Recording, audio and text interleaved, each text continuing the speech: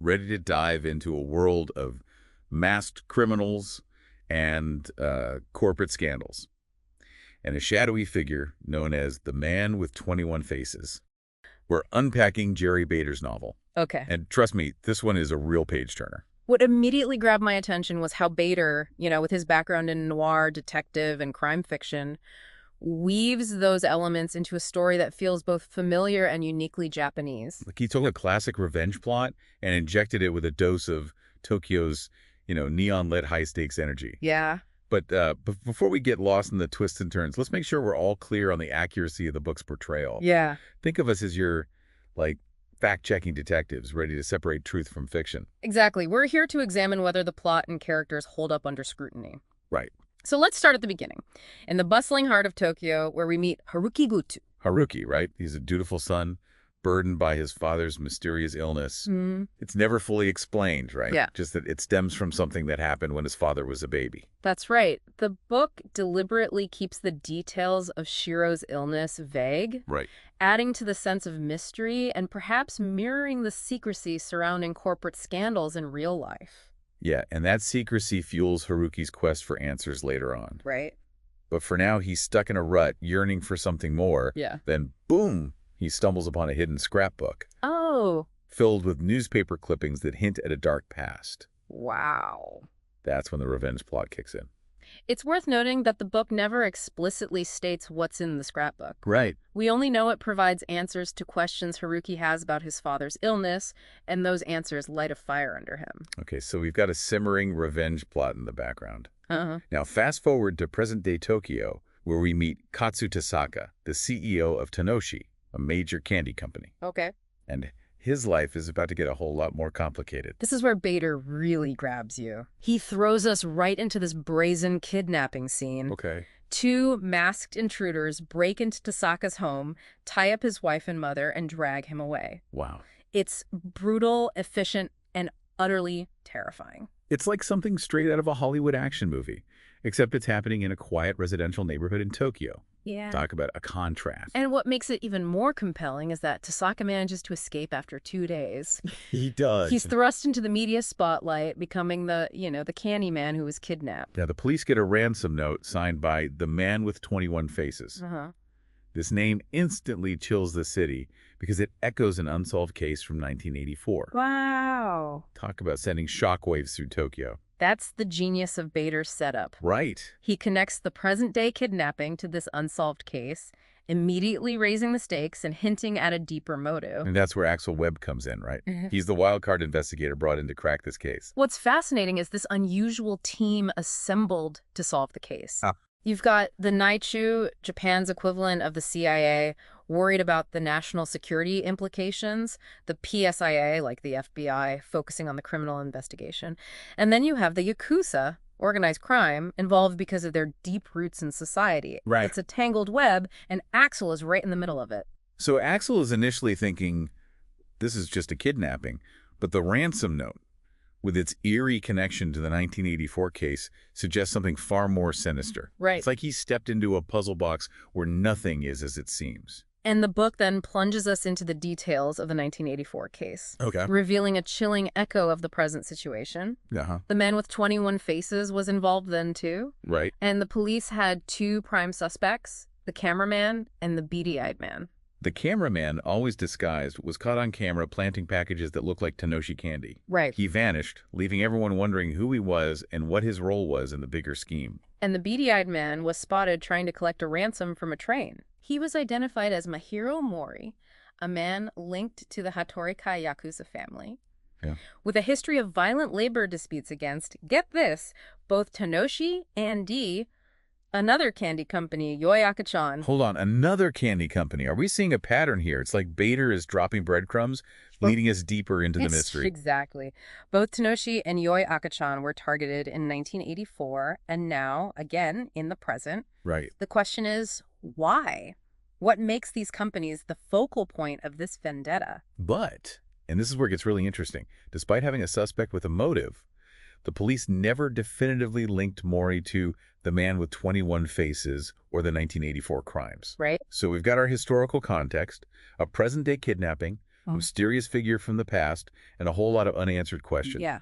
The stage is set for a high-stakes game of cat and mouse, and we're just getting started. The book really excels at building suspense. Right. It's like each chapter peels back another layer of the onion, revealing a new clue, a new suspect, a new twist that keeps you guessing until the very end. And that's what keeps us hooked. Right. That constant sense of discovery, that feeling that we're right there with Axel, trying to piece together the puzzle. Exactly. So buckle up, because things are about to get a whole lot more complicated. Oh, yeah. Remember that botched ransom drop in Osaka?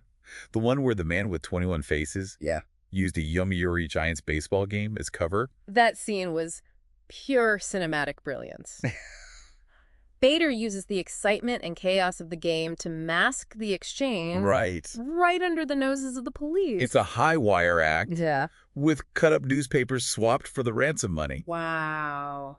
And amidst all this, Axel spots one of the perpetrators and ends up getting stabbed. Talk about a close call. That encounter highlights the danger Axel is in. Right. The man with 21 faces isn't afraid to use violence. Yeah. They're not playing games, at least not in the way the police initially thought. And just when you think things can't get any crazier, another letter arrives. Oh. This time, it's not to the police, but directly to the media. The man with 21 faces announces they've poisoned Yoi Akachan products. Oh, my. Specifically powdered milk. Talk about a game changer. Yeah. Now it's not just about Tasaka's life anymore. Right. Public safety is at stake, and the pressure on the authorities intensifies tenfold. You can practically feel the city holding its breath. Yeah. Parents are terrified, supermarkets are pulling products off the shelves, and the media is in a frenzy. It's a masterstroke of manipulation. Yeah. By targeting baby formula, the man with 21 faces taps into a primal fear, turning everyday consumers into potential victims. Yeah. And in the eye of this storm is Gakuto Watanabe, the CEO of Yoi Akachan. Okay. He's a tough character, refusing to pay the ransom on principle. He believes giving in will only encourage more terrorism. Watanabe's stance is interesting. Right. He embodies this old-school, hard-nosed approach to business. Yeah. He's not swayed by public opinion or fear. But is he being reckless? The company's reputation is in free fall, their stock prices are plummeting, and public trust is evaporating faster than a puddle in the desert sun. It's a classic dilemma. Yeah. Do you stick to your principles even when the stakes are this high? Right. Watanabe is gambling with the future of Yoi Akachan and potentially with people's lives. All right, so we've got a kidnapping, a shadowy figure with a history, a poison product scare, and a CEO who's playing hardball. What's striking to me is how Bader uses these seemingly outlandish plot points to explore deeper themes of corporate responsibility, the flaws in the justice system, and the very nature of revenge. Absolutely. The book isn't just a thrilling ride. Right. It's a reflection of societal anxieties. Yeah. It forces us to ask, who do we trust, who protects us, and what happens when those systems fail? Those are some heavy questions, and we're just scratching the surface. Yeah. Stay tuned as we delve deeper into the investigation, uncover the motivations of the man with 21 faces, and see if justice or even revenge prevails in this twisted tale. What we've uncovered so far suggests the man with 21 faces isn't a lone wolf, Right. but a group Okay. working with chilling precision. Wow. This makes them even harder to track, like trying to catch smoke. You're right. It's like they're a ghost in the machine, always one step ahead. Yeah. But how accurate is that portrayal? Could a group really operate with this level of sophistication? Bader's depiction, while fictionalized, Right. does tap into real concerns about organized crime and the potential for disruption. Yeah. The book showcases their meticulous planning. Right. Remember the Osaka ransom drop? Yes. The way they used the baseball game, the fireworks, the crowds. It was crazy. It was practically a military operation. It's almost like they're playing a game with the authorities, except the stakes are life and death. Right. And they're winning. And they're not just playing with the police. No. They're playing with public perception. Right. By targeting high-profile companies, Yeah. they instill fear, turning everyday consumers into pawns in their game. It's like they're weaponizing the media, Yeah, creating this atmosphere of panic. right. But who are these people behind the masks? Based on the sources we have, Right. the group is driven by a shared trauma, Okay. a desire for revenge stemming from the 1955 powdered milk scandal that devastated their families. Right. Bader introduces us to Haruki, Tadashi, and Rinko, the core members of the man with 21 faces. Okay. Each carries the scars of that scandal, their parents having suffered the consequences of arsenic poisoning. It's hard to imagine the pain and betrayal those families felt. Yeah. Their lives were shattered by a corporation that chose profit over people. And their stories highlight the human cost of corporate malfeasance, Right. something often lost in boardrooms and financial statements. Right. These aren't just statistics. They're real people whose lives were irrevocably altered. So these three, united by their shared pain, Yeah. they form the Man with 21 Faces. Right. They recruit others with similar stories, creating a network Yeah. dedicated to making Yoyaka-chan pay for its past sins. But while their motive is clear, Yeah. their methods are complex, Right. sometimes contradictory. Right. The book explores this internal struggle, the tension between seeking justice and inflicting harm. Like when they debate whether to actually poison the milk, Yeah. Rinko hesitates, Yeah. having witnessed the suffering it causes. Right. While Tadashi believes drastic measures are necessary, Uh-huh. and Haruki, the mastermind, Right. seems torn between these two perspectives. Yeah. He wants justice, but is aware of the potential consequences. Mm-hmm. He's walking a tightrope, and one wrong step could be disastrous. It's this moral grayness that makes the story so compelling. Right. It's not a simple case of good versus evil, Yeah. but a nuanced exploration of what happens when people are pushed to their limits. And the book doesn't shy away from portraying the authorities in a less than flattering light. Right. The police often appear incompetent, more concerned with saving face than catching the criminals. Like those botched ransom drops. Yep. Despite their resources and manpower, Exactly. they're consistently outsmarted. Yeah. The Man with 21 Faces always seems to be one step ahead. It creates this incredible tension, Yeah. a sense that the system itself is failing. Right. We're not just following the criminals, we're witnessing the breakdown of law and order. And the stakes keep getting higher. Mm-hmm. The Man with 21 Faces threatens to poison more products if their demands aren't met. Oh, wow. It's a terrifying escalation, and they even issue a personal warning to Watanabe, reminding him of the past and the potential for more suffering. Watanabe, however, remains defiant. He does. He refuses to negotiate, convinced that paying will only embolden them and set a dangerous precedent. Yeah. He sees himself as a protector of the company, Right. a bulwark against these forces of chaos. But is he blinded by pride? The company's reputation is in tatters, its stock is plummeting, and public trust is shattered. It's like he's clinging to a sinking ship, refusing to acknowledge the storm raging around him. This is where Bader really delves into the themes of corporate greed and the abuse of power. Right. Watanabe, despite knowing the 1955 scandal's impact, Yeah. prioritizes the company's interests over the public good. It's a stark contrast to the Man with 21 Faces, Yeah. who, though their methods are extreme, Right. are at least motivated by a desire for justice, for accountability. It's a twisted kind of moral compass they operate with. The book also explores the media's role in shaping public perception. Right. The Man with 21 Faces manipulates the media brilliantly, amplifying their message and stoking fear. Yeah. They understand the power of information and how to wield it. And let's not forget the internal divisions within the authorities. Right. The Naichō, PSIA, and the Yakuza are all jockeying for control, each with their own agenda. Yeah. This lack of coordination only hinders their efforts to effectively counter the Man with 21 Faces. It's a classic case of bureaucratic infighting, undermining the very systems designed to protect us. Yeah. Bader doesn't hold back in showcasing these institutional flaws, adding a layer of realism to the narrative. So we have a group seeking revenge, a corporation steeped in denial, and a system struggling to cope. Right. The tension is almost unbearable. Yeah. But is Bader's portrayal of this dynamic realistic? While heightened for dramatic effect, Right. it does reflect real-world concerns about corporate accountability and the potential for social unrest. Yeah. The book taps into those anxieties, Right. reminding us that sometimes the lines between right and wrong, hero and villain, become blurred. And as we approach the climax of the story, we're left with more questions than answers. Yeah. Will the Man with 21 Faces succeed in their mission? Can the authorities stop them before more innocent lives are affected? Right. And what will be the lasting consequences of this conflict? The book doesn't provide easy solutions. It forces us to grapple with uncomfortable truths about our own society and the systems we rely on. Right. It's a story that stays with you long after you finish reading, Yeah. prompting reflection and perhaps even a bit of introspection. That's the power of a well-told story, isn't it? It is. It can entertain, Yes. but it can also challenge our perspectives, Yeah. make us think differently about the world around us.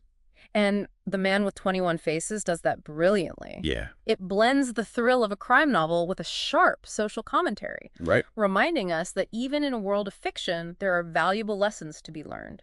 So stay tuned as we unpack the final act of this complex and chilling story. We're back, and the tension is so thick you could cut it with a katana. Oh, yeah. The Man with 21 Faces has pushed their plan into overdrive. The media is in full-on panic mode. Mm-hmm. And Yoi Akachan's future is hanging by a thread. Mm-hmm. But Watanabe, their stubborn CEO, Right. is still digging in his heels. He is. It's a high-stakes standoff, Yeah. and nobody's backing down. It's interesting how Bader doesn't paint Watanabe as a one-dimensional villain. Right. He genuinely believes paying the ransom would betray the company and its investors. Yeah. He's like a captain going down with his ship, convinced he's doing what's best for everyone on board. But could that conviction be blinding him to the bigger picture? Yeah. Is he so fixated on protecting his corporate kingdom Yeah. that he's forgotten about the human cost, the real people caught in this web? That's the question Bader wants us to wrestle with. Right. Is Watanabe a misguided hero, a victim of circumstance, or a man blinded by pride? Yeah, He's a complex character, he is. driven by loyalty, ambition, and a deep belief in his own righteousness. Mm. But is that enough to justify his actions? And while he's pondering his next move, Yeah. the Man with 21 Faces is escalating their campaign. Right. They're not content with just disrupting Yoi Akachan anymore. Yeah. They want to expose its rotten core, bring the whole thing crashing down. Bader's depiction of their tactics is both chilling and intriguing. They plant fake poisoned products, They do? manipulate the media with leaks and rumors, Wow. and even issue direct threats to Watanabe. It's a psychological war, It is. and they're experts at playing the game. Yeah. But their actions raise a crucial question. Mm-hmm. Are they still seeking justice? Or has this morphed into something darker? A thirst for revenge that can't be quenched? It's a slippery slope, Yeah. and the book doesn't shy away from exploring that ambiguity. Right. As their actions become more extreme, Right. we're forced to ask if they've become the very monster they're fighting against. Meanwhile, amidst all this chaos, Yeah. Axel Webb, our wildcard investigator, still digging for the truth. He is. He's convinced that understanding the 1955 scandal, Mm-hmm. unraveling its tangled history, Yeah. holds the key to stopping the Man with 21 Faces. And he finds an unlikely ally in Hibiki Sato, his Yakuza contact. Oh, really? Hibiki remembers the scandal, the families torn apart, the suffering inflicted. He understands the rage fueling the Man with 21 Faces. Yeah. And he's determined to help Axel bring them to justice, even if it means bending the rules. So they team up and start piecing together the fragments of the past. Mm-hmm. They interview survivors, Uh-huh. pore over old news articles, Yeah. and consult experts. It's like they're archaeologists, but instead of digging for bones, they're unearthing a buried history of corporate greed and deceit. And as they go deeper, Yeah. they realize the Man with 21 Faces is more than just a group of vengeful individuals. Right. They represent a reckoning, They do. a force pushing back against a system that has allowed corporations to operate with impunity for far too long. Their actions, while extreme, Yeah. expose the cracks in a system built on profit over people, Right. where accountability is often sacrificed at the altar of the bottom line. It's a chilling reflection of real-world anxieties about corporate power and its potential to corrupt. And as the story hurtles towards its climax, Yeah. we're left on the edge of our seats, wondering who will prevail. Will the Man with 21 Faces bring Yoi Akachan crashing down? Right, yeah. Will the authorities finally catch up? Yeah. Or will innocent lives be lost in this escalating war? Bader doesn't give us easy answers. He doesn't. He leaves us grappling with the complexities of justice, the seductive allure of revenge, Right. and the consequences of unchecked greed. Yeah. It's a story that stays with you long after you close the book. And one of the most powerful aspects of the book is its ending. It is. I won't spoil it for our listeners, Okay. but let's just say it's both unexpected and thought-provoking. Right. It leaves you with a sense of unease, a lingering question about the true cost of justice and the enduring power of the past. It's like Bader is holding up a mirror to society, Yeah. forcing us to confront our own complicity in a system that often prioritizes profit over people. Right. It's a call to action, It is. a reminder that we can't just sit back and hope things will change on their own. We have a responsibility to hold those in power accountable. To demand transparency, Yes. and to fight for a system that protects the vulnerable, not just the powerful. And that's exactly what this deep dive has been all about. Yeah. It's not just about unpacking a fictional story. Right. It's about engaging with the real-world issues it raises. Exactly. It's about understanding the complexities of corporate power, the flaws in our systems, Right. and the enduring human desire for justice, even when it takes on a dark and twisted form.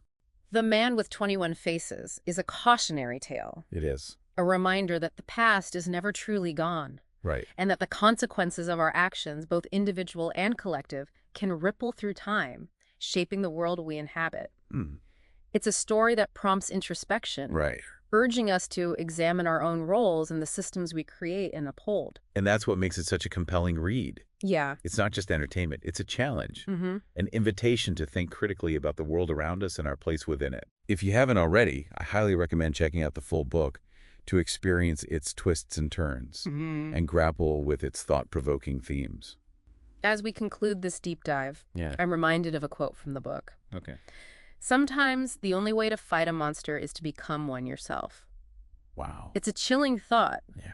but one that resonates with the moral complexities of the story. And it leaves us with a question that lingers long after the final page is turned. What price are we willing to pay for justice? Yeah.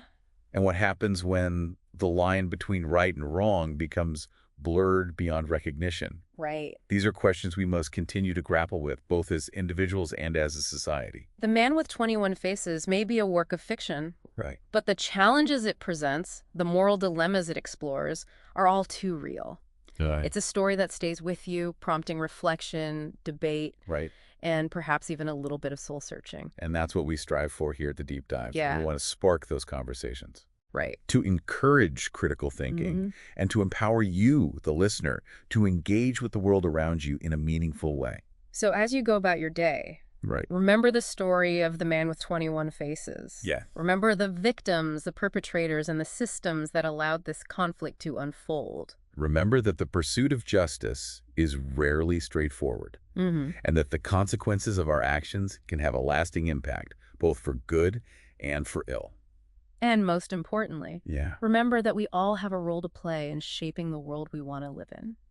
That's it for our deep dive into The Man with 21 Faces. Yeah. We hope you found it insightful, thought-provoking, Yeah. and perhaps even a little bit unsettling. A little bit. Remember, knowledge is power. And by understanding the complexities of the world around us, we can all contribute to creating a brighter and more just future. Absolutely. Until next time, stay curious, stay informed, Yes. and most importantly, stay engaged.